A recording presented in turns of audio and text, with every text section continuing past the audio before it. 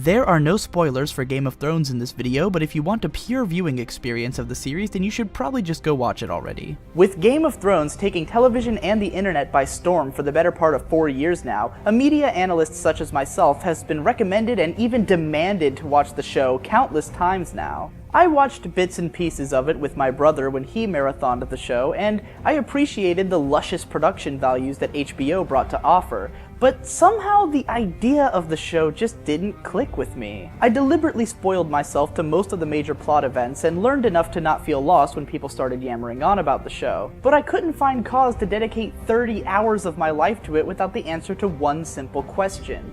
What exactly is the appeal of Game of Thrones? When I asked my parents this question, they told me that the show was interesting because so many main characters die so early into the show, and that it was unusual for mainstream TV shows to kill characters like that. Now, in fairness, I've probably watched more shows about main characters dying than they have, but it still just doesn't sound like a really good reason to get into a show. The fact alone that a character dies is not interesting, it's who the character is and how their death affects the narrative that makes their death interesting. The question I always had is, in a show where main characters are expendable and no one is really expected to have a happy ending, how can you get attached to anything? Why get invested in a character when you know they're going to meet a horrible end at some point? Whenever people told me about their favorite characters and how they watched the show hoping that character is going to succeed, I'd always ask, you know you're setting yourself up for disappointment, right? My next question for my family and friends was, what is the central theme of Game of Thrones? What does the show have to say about humanity? What does it stand for? The answers I got were that either Game of Thrones doesn't have a central theme at all,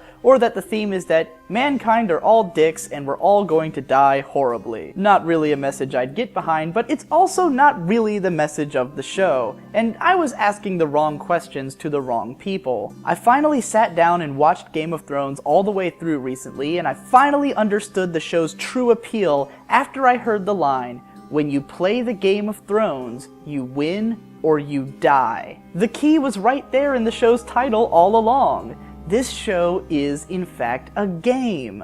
It's an exciting game of life and war that George R.R. Martin is playing against himself and inviting all of us to watch. It has kings, pawns, knights, and sneaky bishops, but it's not a fair game like chess. It's a complex game with countless unseen variables, where no one strategy can prevail over chance, just like life. I used to think that death was the end of a character's intrigue in the story, but in Game of Thrones, dying is one of the most interesting things a character can do. Each piece removed from the game board that the opening video so keenly reminds us of at the start of each episode makes all of the other pieces more important and interesting in their own right. Each character has to win or to die. So who's going to win? The choices are constantly narrowing, and as more characters step in and out of the fold, the answer becomes more and more oblique. The fact that every character is likely to die by the end is far less interesting than the fact that someone has to be left standing. George R.R. Martin is careful to keep his game balanced. No character makes only good or bad decisions. No character goes too long without sin on their hands. The characters who perform the most evil deeds also tend to be the ones with the most complex and interesting histories,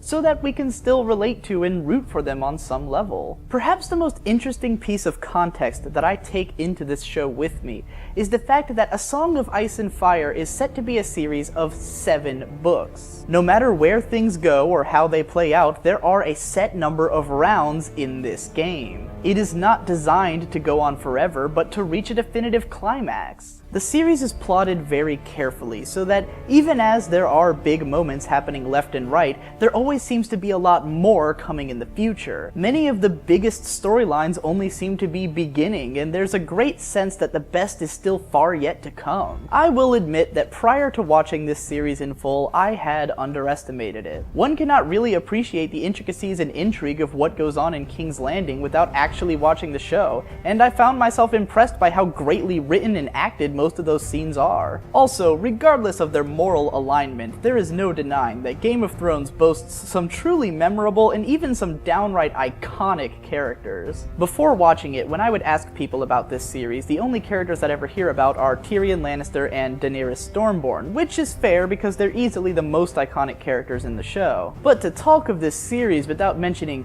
Jaime, Cersei, or Tywin Lannister, Robert Baratheon, Varys, or Peter Littlefinger Baelish borders on insult. But what makes all of these characters so fascinating is the context that they are placed in. Who is going to kill who? What are this character's actions going to result in later? Will anything that Jon Snow does ever fucking matter? These are the questions that keep this series interesting and involving and make all of these characters relevant in the first place.